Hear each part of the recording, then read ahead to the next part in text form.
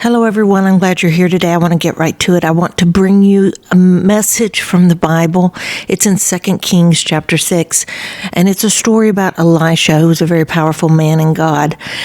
And when I was reminded of this story yesterday, I was struck with the power of our Father in heaven. So I want to share this with you to remind you that we are surrounded by the love and power of God. All right, the story goes like this. The man of God, Elisha, he has power upon him from God that allows him to see things and hear things in the Spirit, and it makes it an advantage to Israel. Well, Israel had an enemy. The nation was Aram. And I swear, every time Aram wanted to attack Israel, Israel was there at the place they were going to attack with more men than Aram had, and Aram lost every single time. And the king of Aram was like, holy cow, what's going on here? Why are we losing? There must be a spy. There must be a spy in my army. So he called his generals to him and he said, who is the traitor? And his generals were like, none of us are traitors.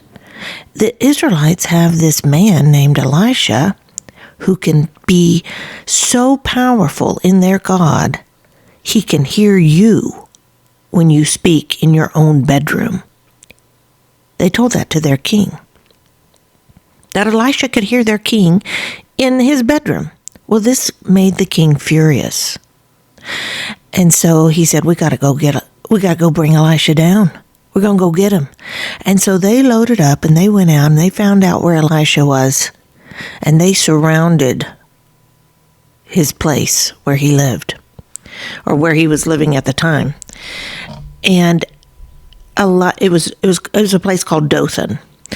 Well, that morning, Elisha's servant woke up and went outside and went, oh my gosh, we are surrounded by the enemy. And it wasn't just surrounded by a few people. I mean, like, it was full force, game on. So the servant went in there and he told Elisha, he woke him up and said, oh, Elisha, it's bad. We are surrounded by the enemy. And Elisha walked out with his servant and he said, oh no. He said, something that you need to see. And Elisha prayed to God, let my servant see in the Spirit. And at that moment, Elisha's servant was allowed to see in the hills that surrounded them chariots of horses and fire.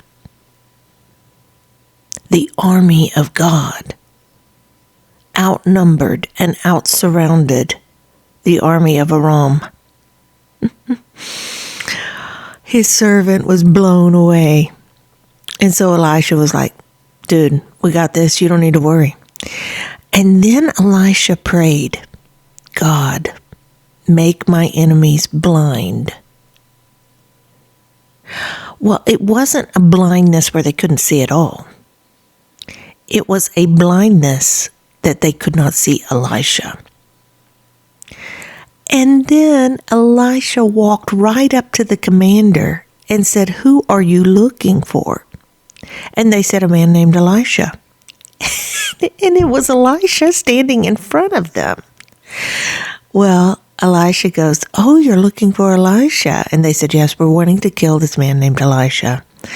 And Elisha goes, let me take you to him. I know where he is.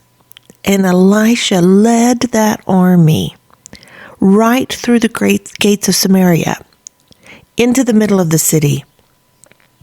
And then suddenly, God allowed that army to see.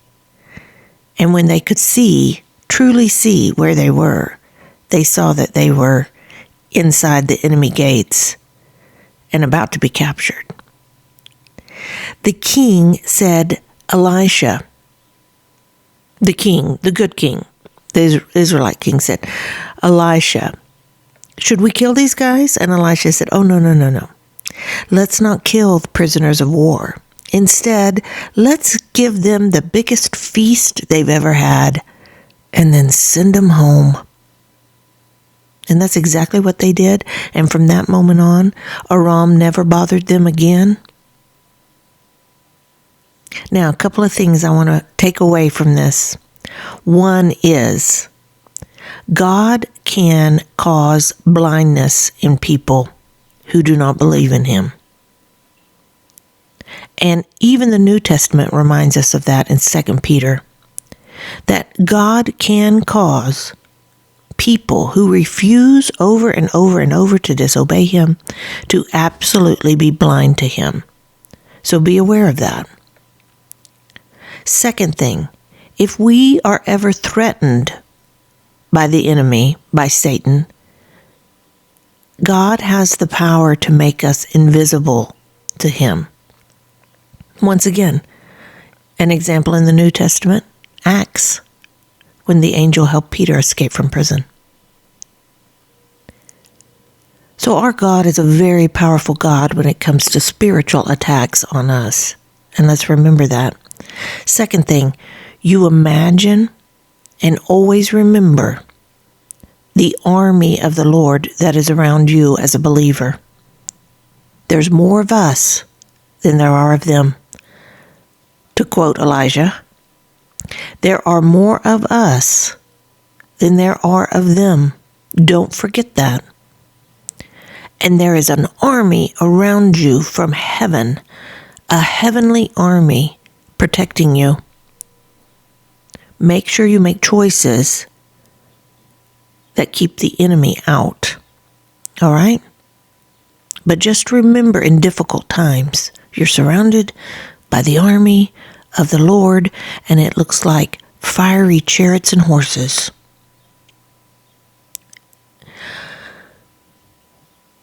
Those are things that are going to get you through the hard times, because sometimes it doesn't feel like we can make it.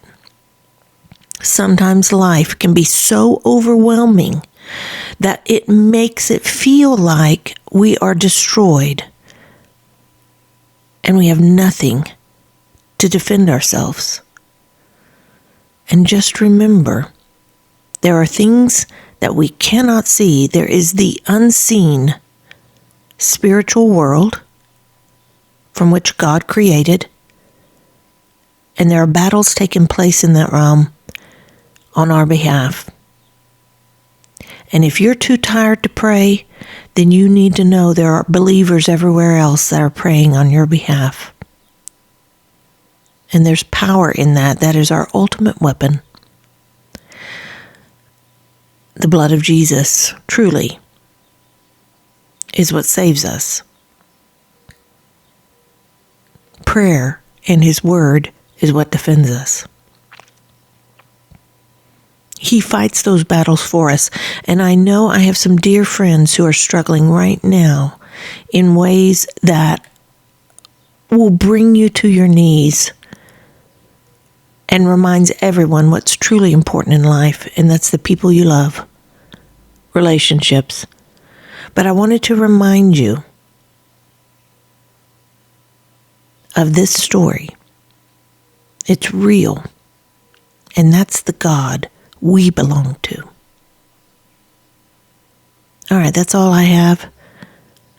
Stay close to God today.